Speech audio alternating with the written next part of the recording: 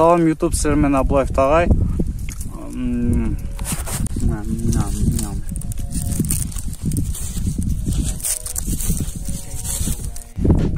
Бүгінгі учурда канал боюнча сүйлөшөбүз. Видео көптөн бери чыкпай калды, анткени учурда мен бир проектке даярдап жатам. Ошол үчүн видео чыгара албай атам. Азыркы учурда талаадабыз. Анан бул канал, Абылайс каналы эмне үчүн ачылды? Анан в будущем силерди эмне күтүп турат, ошол боюнча сүйлөшөбүз да. Достор, короче, убагында бул каналды ачып жатканда мен жөн развлекательный контент көргүм келчү. Күлдүрүп, аны-буну кылып, типа монтаждап. Анан кийин бул нерсе мага хоббиге айланып кетти. Хоббиден кийин бул нерседен мен кандай десем, мындай будущий уже бул нерсе кылып аткан ишимде будущий бар экенин да билип калдым. Мен өзүм эмне тарапта аракет кылып турганымды дагы билдим. Кайсыл тарапка да аракет кылыш керек экенин да билдим. Ошол боюнча да иштейбиз. Жакында дагы буюрса кино чыгат. Ал кинону биз таштабайбыз. Ал кино контенттин бир бөлүгү десек болот, бир мүчөсү десек болот. Анткени учурда биз постоянно эле жөн эле сүйлөп, же болбосо ар кандай темалар боюнча эле же китептер боюнча тигүү кылбайбыз. Мындай айтканда образовательный контент да боло берет, бирок сөзсүз түрдө кино да чыгат. Достор, короче, мындай да. Каналдын, YouTube каналымдын мурданкы учурун айттым. Эми азыркы бүгүнкү күндөн кийинкиси мындай болот, достор. Бул канал кимде ким бул жашоодо ийгиликтерге жеткизи келсе, ошолор үчүн болот да. Free Fire'да, Mobile Legend, Dota, компьютерный оюндар, телефондо оюндар ойноп жатып, азыркы учурда какатеп достор менен көчөдө, кечинде какатеп, күнүгө кечинде какатеп жүргөн адамдар үчүн эмес да булчу. Эгерде реально бул жашоодо бир ийгиликке жеткиң келсе, анда бул канал сен үчүн болот. Эмкиден баштап, ушул күндөн баштап. Эгерде азыркы учурда сен оюнда жүрсөң, оюнда персонажды прокачивать этсең, мен сага айтам да, 1 жылдан кийин сен жанагы оюнап аткан оюндагы персонаж укмуш болуп калат, күчтүү болуп калат, накачанный болуп калат. Мисалы, эми эмнени ойносоң, мисалы, Free Fire ойносоң, сен өзүң да бүткөн өтүп калсың да, типа, жакшы атып каласың, жакшы мелдеп каласың, хедшот менен башка мелдейсиң, аткандачы. Укмуш ойноп каласың да, любой оюнда. Анан персонажды прокачивать этесиң, ал күчтүү болот, улучшение бересиң агачы. Күчтүү болуп калат, 1 жылдан кийин сен жана персонажды жылдан кийин өтө күчтүү болуп калат да сен персонажыңчы. Бирок мен сага айтам, сен оюндагы персонажды прокачивать этип жатканда, мен өзүм денемди прокачивать этем, өзүмдүн мээримди иштетем, мээм иштейт, дене иштейт. Анан кийин 1 жылдан кийин көрөбүз. Сен каякта жүрөсүң, мен каякта жүрөм да. Ошого байланыштуу, достор. Оюн бул жөн эле иллюзия. Ага берилген болбойт, мейли. Эгерде сен 1 ай бою тынбай өзүң максатыңа аракет кылып туруп, анан 2-3 күн өзүңдүн мисалы сүйүктүү бир оюнуң болсо, ошону сагынып эле кирип ойносоң атат. Вообще кереги жок. 2-3 күн эле ойнойсуң да. 2-3 күн 1 сааттан 3 саат ойноп кой. Бүттү, сагынычың ошо менен кетет. Всё. Кетет. Анан кийинчерээк аны унутуп деле каласың, ойногуң деле келбей калат. Жашоо уже көнүп калгандан кийин сен ойногуң да келбей калат. Негизги бул жашоодо өзүң мына сен турбайсыңбы? Сен денең бар, акылың бар. Ошо денең менен акылыңды прокачка кылыш керек да. Мындай неме эмес, оюндагылар эмес. Өзүм иштеп отурдум да.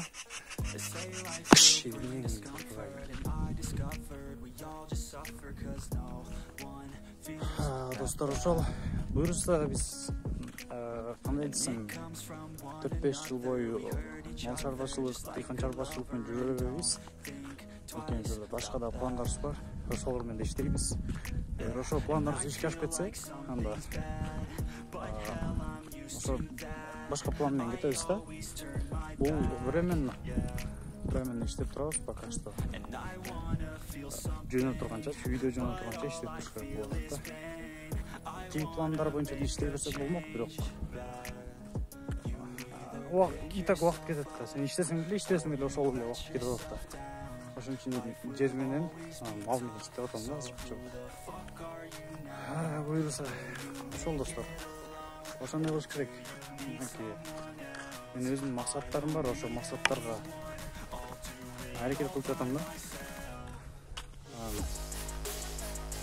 Мен өзүмдүн жашоомду өзүм эле оңдоп болсом, менин жашоомду бирөө оңдоп бербейт да.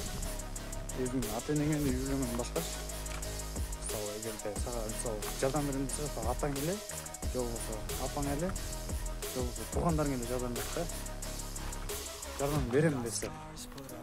Эгер болбосо анда өзүң аракет кылыш керек. Кандай болбосун, короче, коюлган максатка 100% болсо дагы өзүң жооп бересиң да.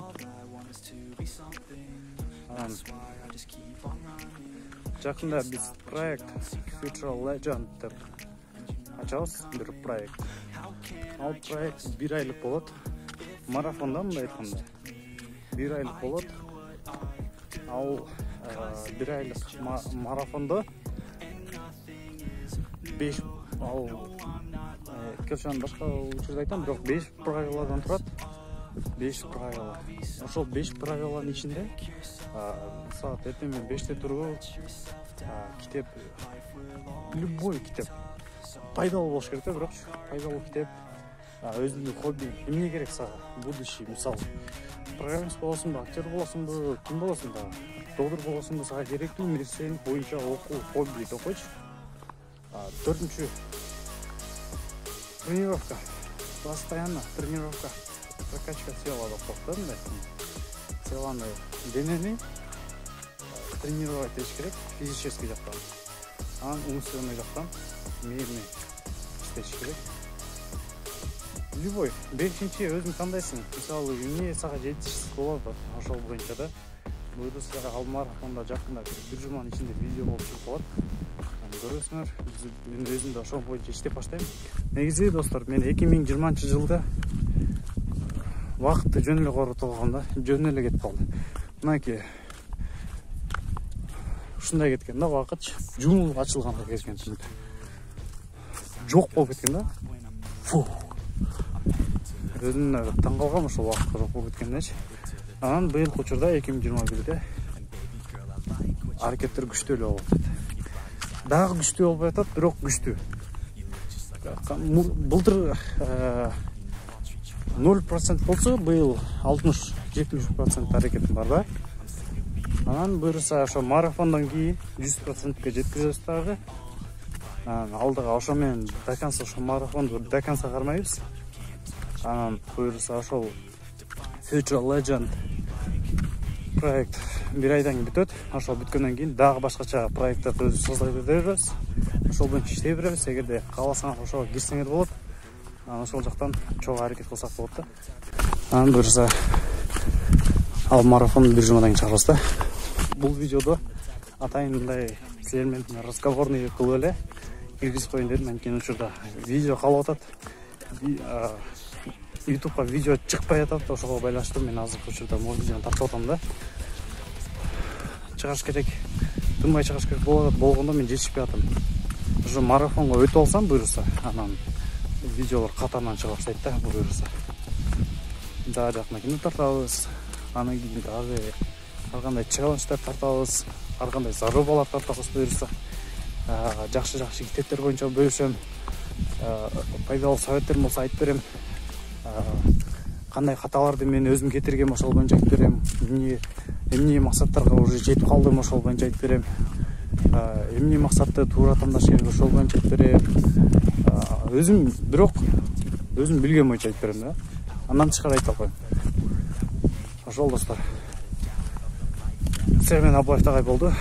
Ошончо дагыла, эгерде бул видео силерге чындап пайдалуу болсо, анда лайк басканды унутпагыла. Анткени силердин ар бир ар бир койгон лайк мен үчүн поддержка да. Анткени ушундай эгерде мен видео киришкенде ал эми слабый болсо деле тартып берем, бирок мага мотивация бербейт да. Анан эгерде силер мени колдоп турсаңар, комментарий жазып турсаңар, ой пикириңерди жазып турсаңар, мен любой адамды тыңдап окуйм. Ким жазбасын баарыныкын окуйм да. Анан ошолорду көрүп, мисалы ой пикириңерди угуп, силер менен бирге взаимодействие кылып, анан ошо мага мотивация болот да. Мен эмки видеого дагы аракет кылып баштайм да. Ошон үчүн лайк койгонду унутпагыла, комментарий жазганды унутпагыла. Эгер сен жаңы көрүп жатсаң менин каналымда подписка кылганды унутпа. Колокольчикка обязательно баскан. Анткени ушурда видеолорум барбайт анда. Мында жөн эле мёртвый подписчик болуп каласыңар. Видеону көрбөйсүңөр, бирок подписчиксиңер да. Ошон үчүн башыңа керек. Ошо сен менен байлар болду. Көрүшкөнчө дагы.